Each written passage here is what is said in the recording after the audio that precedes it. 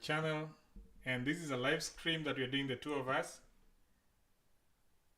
and we shall just take a minute to confirm that we are live, and then we shall proceed. Yes. Can you welcome yourself? Hi, I'm welcoming myself. My name is Nikki, as you know me, and I'm in this live stream today. So, good. I can see we are now live in Facebook. We are live in Facebook. Let me confirm our liveness in YouTube, and then we shall proceed with the reading. Now, today's video is about reading, conversation. So, and we've been doing the books before this. So, just hold on. Let me just confirm. Oh, and we passed it to 10,000 followers. Wow! Thank you, everyone. Welcome the people. Hello, everyone. Welcome to this live stream. My name is Nikki, and his name is Agina. Today, we are going to be doing this live stream live. We are confirmed. We are live on YouTube. Welcome them in Luo. Oyare, Nyingana and Nikki, Mare and Agina, wa confirm live stream mar YouTube, a YouTube one. And wadwaro ni hit like button if you end up liking this video. Yes. The volume. Hello. Welcome to Luo English Dictionary. Today we are doing this live stream. Okay, everything is okay. Good. We're good now. So I go to solo interviewee and transition. Good. Welcome to the channel, and let's talk about on episode 2. Today, Nikki is going to read with me. If she makes mistakes, I will correct her. And don't worry, because she's a learner. So if she makes mistakes, we shall just correct her and move on. So let's start with the reading. All right. I'm the one reading the first one. Then you read the second. Tokara idhi timo ang'o e dho wath?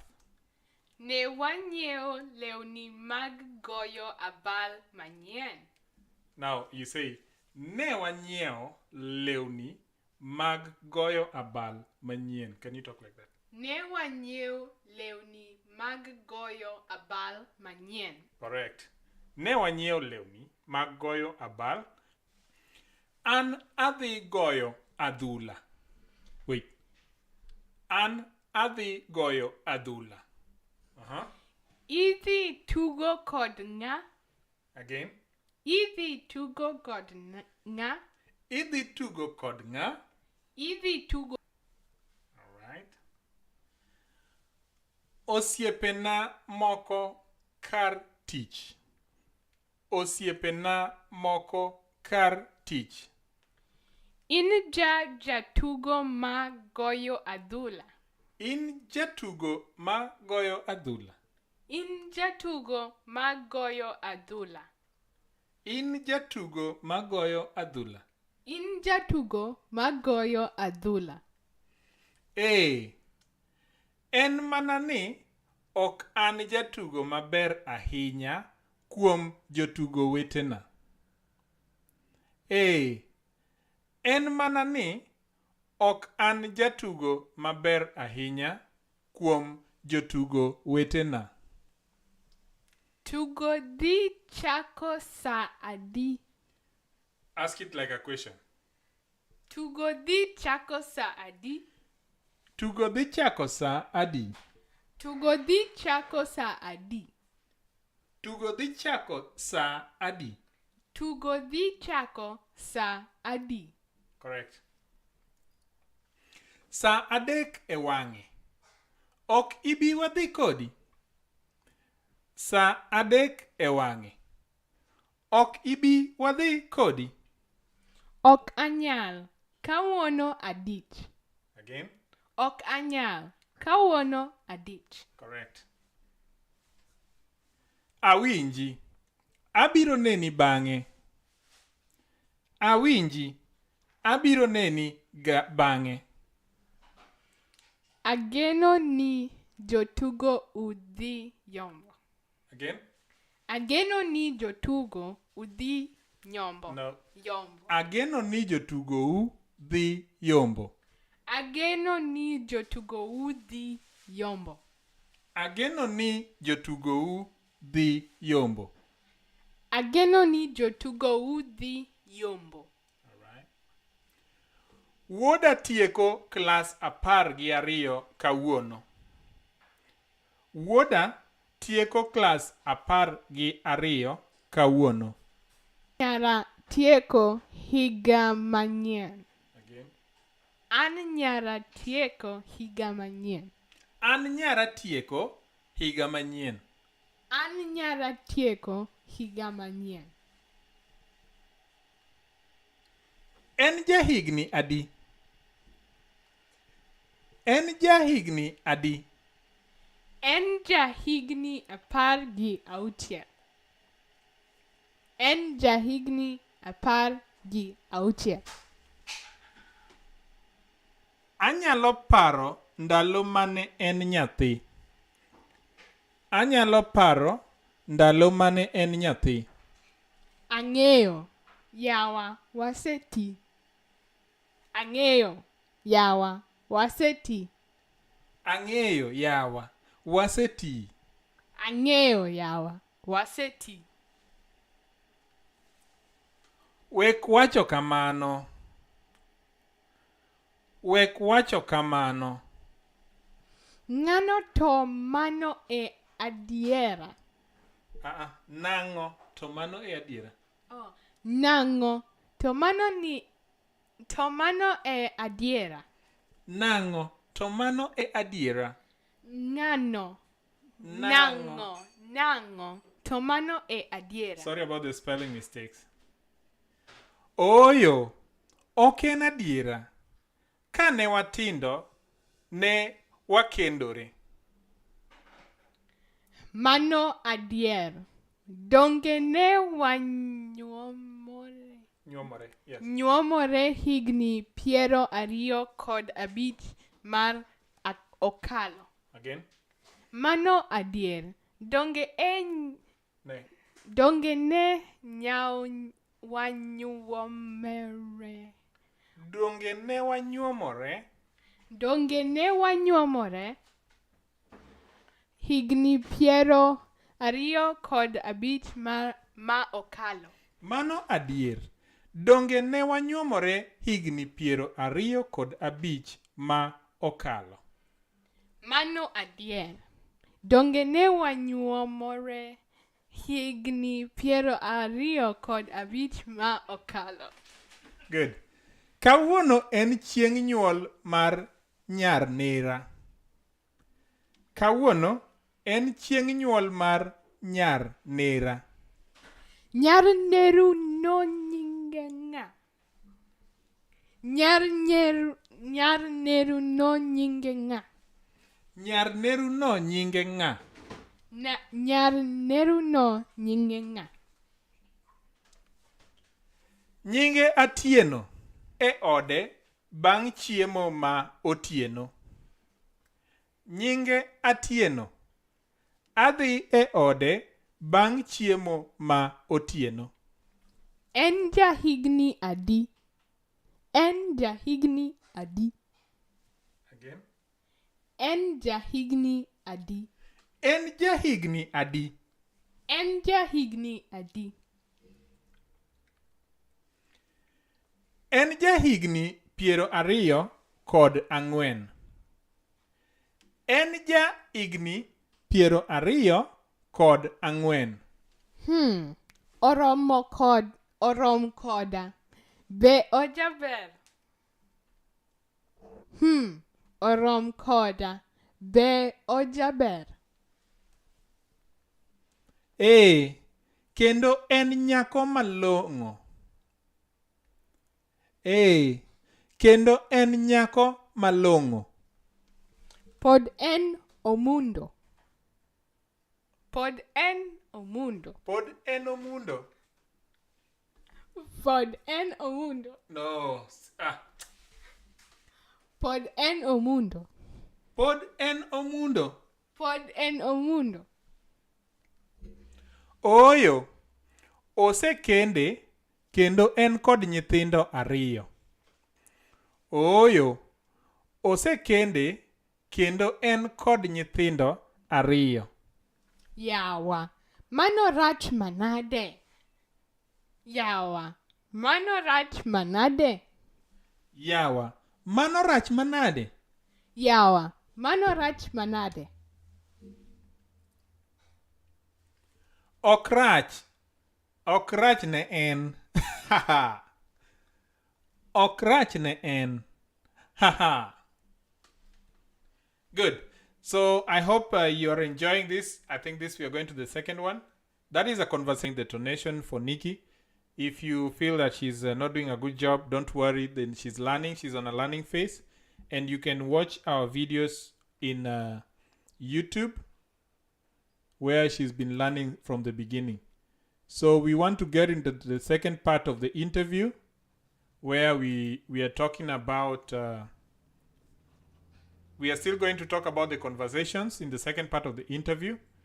And I hope that using this, you're encouraged, not just Nikki, but everyone else who is trying to learn Luo. You're encouraged that learning is a continuous process and you can always keep improving yourself. So let us go and thank you so much. Alvin is watching. Imbwaga is watching. Jennifer Randiga is watching. Peter Ochio. Peter Ochio is our very huge fan. He's watching. John Alepa is watching. And everybody else, please, if you put in your comments, we shall be able to read the comments live. Thank you so much, those who are watching in YouTube. Unfortunately, in YouTube, we cannot see your names. But if you put in a comment, we'll be able to read it online. And thank you so much for everyone who is watching and supporting this channel. So let's move on to the next part of the reading. And now Nikki starts and I follow. Go. Idhi kelo ne owuor ang'o chieng' nyuol mare. Again. Idhi kelo ne owuor ang'o chieng' nyuolo mare. Are you reading the correct thing? Idhi kelo ne owuor ang'o chieng' nyuol mare. Idhi kelo ne owuor ang'o chieng' nyuol mare. Pod akia. Pod akia.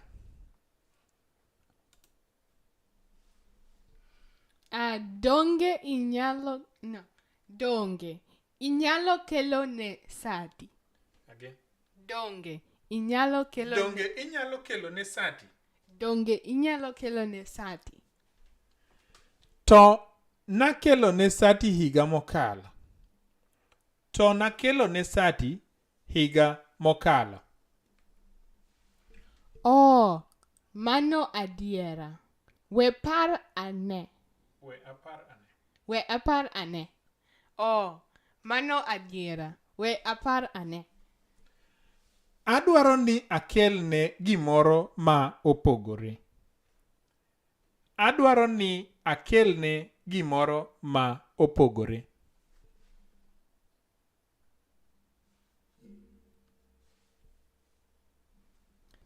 To sanduku.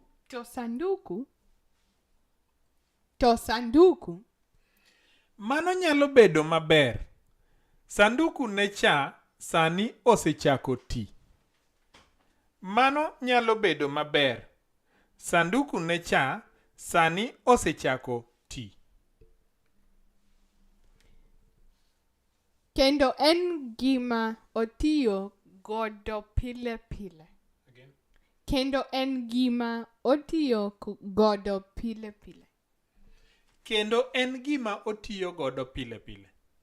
Kendo en gima otiyo godo pile pile. Adier, ang'o ma omiyo ne ok aparo kamano? Adier, ang'o ma ne omiyo ok ne aparo kamano? Halo?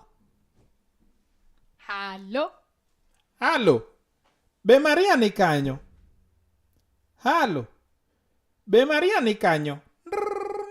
Halo. Be Maria ni kanyo? Atimo mos. Chalni igoyo namba ma ok en. Atimo mos. Chalni igoyo namba ma ok en. Oh. Be mano 8254163? Oh. Be mano 8254163? Oyo. Ok en. Oyo. Ok en. Kara atimo mos. Kara atimo mos. Onge matek. Onge matek. Be inyalo dwaro gimoro machielo pok ichiemo mang'eny? Be inyalo dwaro gimoro machielo pok ichiemo mang'eny? Oyo. Erokamano. Aseyieng'. Oyo. Erokamano. Aseyieng'. Yaye. Ani chak imed an kendo. Ane kendo. Yaye. Ani chak imed ane kendo. Oyo. Ok ajachiemo mang'eny chakre chon. Oyo. Ok ajachiemo mang'eny chakre chon. Karamadh kahawawa. Karamadh kahawawa. Karamadh kahawawa. Karamadh kahawawa. Karamadh kahawawa. Karamadh kahawawa. No, not karamadh kahawawa. Karamadh kahawawa. Karamadh kahawawa. Mano kendo nyalo bedo maber.